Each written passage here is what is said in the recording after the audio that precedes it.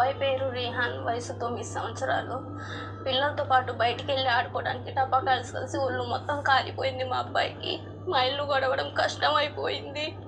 మా ఆయన పనికెళ్ళి 7 నెలలు అవుతుంది. గవర్నమెంట్ హాస్పిటల్లో 4 నెలలు ఉన్నాము. ఇంకా ట్రీట్మెంట్ చాలా ఉంది మా అబ్బాయికి.